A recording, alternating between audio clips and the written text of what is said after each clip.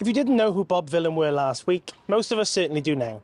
The incredibly controversial set at Glastonbury Festival over the weekend has hit every headline, and conversations over their actions have made their way here to the Senedd. Their chants have been taken as anti-Semitic, inciting violence and offensive to the Jewish community. Welsh Tory leader Darren Millar has called on the First Minister to weigh in on the controversy, as well as a recent protest outside the Senedd in support of Palestine. Those were scenes that were broadcast by the publicly funded BBC, and they showed a so-called artist calling for, and I quote, death, death to the IDF, and for Palestine to be free, quote, from the river to the sea. Those chants were repeated by a huge crowd at that huge music festival. And even outside the Senedd today, those chants have been repeated at a protest which was attended by Labour and Plaid MSs. It is not right to stir up hatred against any community. And it frankly is illegal, which is why there is a police inquiry going on at the moment, and that is absolutely the right thing to do.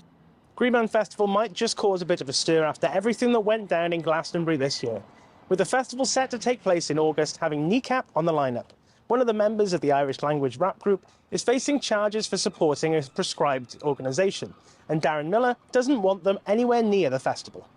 A festival which has benefited from significant financial support from the Welsh Government over a number of years, including the purchase of the land near Crickhowell for over £4 million to support the festival's projects.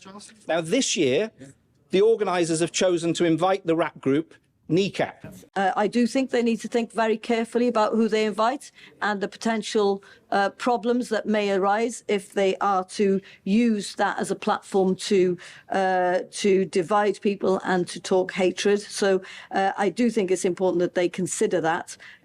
But let me just make it clear, is the Welsh Government does not pay for the artists in Greenman.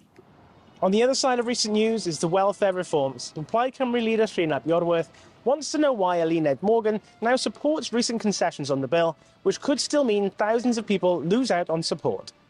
I'm interested in why the First Minister said last-minute changes to the reforms to try to avoid a catastrophic vote, not because of a letter of hers, of course, were welcome concessions. The cabinet member responsible spent a lot of time on the weekend talking to the minister responsible about how they can look at the model we use in Wales in terms of co-production to make sure that we land this in a place that balances the need and the desire of disabled people to get into work and the need for us to provide that support.